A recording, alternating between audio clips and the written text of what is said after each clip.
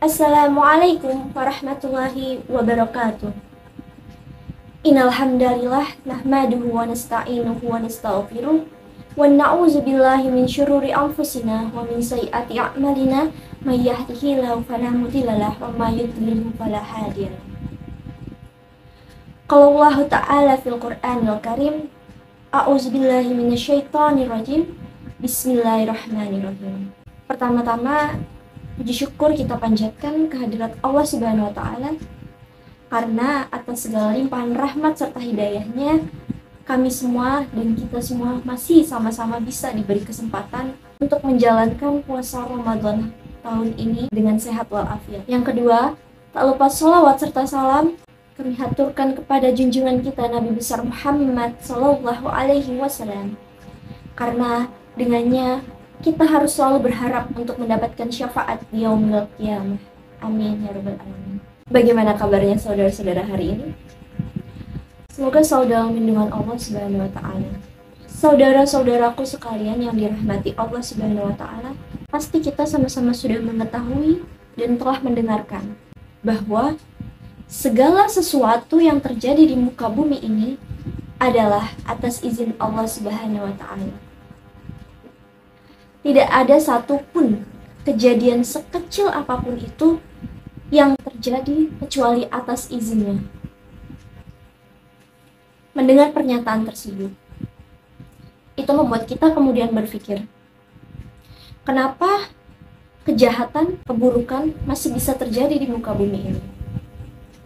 Mengapa Allah tidak menciptakan kebaikan saja? Allah tidak mengizinkan kebaikan saja yang ada di muka bumi ini? Bukankah ada Allah? Allah itu kan menginginkan kebaikan bagi hambanya. Kalau Allah menginginkan kebaikan, lantas kenapa ketidakadilan, kejahatan, kepicikan, pembunuhan, dan hal-hal yang tidak baik ada dan diizinkan di muka bumi ini? Kenapa pencuri, koruptor, pembunuh, pengadu domba dibiarkan untuk tetap eksis di muka bumi untuk melakukan kegiatannya? Lalu kenapa juga setan dan yang berniat jahat dibiarkan untuk tetap menghasut manusia dan menyesatkan umat manusia? Bisa saja Allah itu menghilangkan dan hanya mengizinkan hal-hal baik yang terjadi di muka bumi ini. Lantas, jika Allah itu hanya menginginkan kebaikan, mengapa Allah itu membiarkan kejahatan dan hal-hal yang tidak diridhoinya itu untuk tetap eksis di muka bumi ini? Nah, untuk menjawab pertanyaan-pertanyaan tadi, kita perlu mengingat kembali terminologi dari diridhoi dan diizinkan itu memiliki makna dan konsekuensi yang berbeda. Di dunia ini Allah mengizinkan kita untuk memilih, menentukan, dan mengusahakan jalan atau cara hidup kita masing-masing. Namun ada satu hal yang perlu kita ingat, bahwa tidak semua yang diizinkan Allah itu juga diridhoi oleh Allah Subhanahu wa Ta'ala. Lantas mengapa diridhoi atau ridho ini menjadi salah satu faktor utama dalam kehidupan manusia? Karena kehidupan yang kita jalani ini bukanlah satu-satunya hidup yang akan kita jalani atau kita tempuh.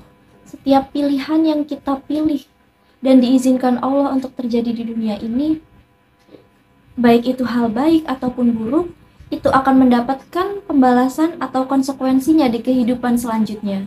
Umumnya dikenal dengan bermacam-macam istilah, seperti hari pembalasan, yaumul hisab, hari perhitungan, karma, dan istilah lain-lainnya. Yang menurut Islam setelah kita ketahui bahwa itu adalah yaumul hisab atau hari perhitungan, di mana hari itu seluruh amal perbuatan manusia di muka bumi ini akan diperhitungkan. Dan setiap manusia akan mendapatkan konsekuensi dari perbuatannya selama di dunia. Jadi, jika hari ini kita telah melakukan perbuatan yang buruk atau perbuatan yang tidak baik, atau melakukan sebuah kejahatan, dosa besar, dan kita masih dibebaskan dari hukum dunia, kita masih terbebas dari segala hukum yang berlaku di dunia, jangan pede dulu. Sebab kita pun pasti akan menerima pembalasannya dan kita pasti akan menerima konsekuensinya di hari pembalasan kelak. yang akan dilakukan dengan secara adil, seadil-adilnya.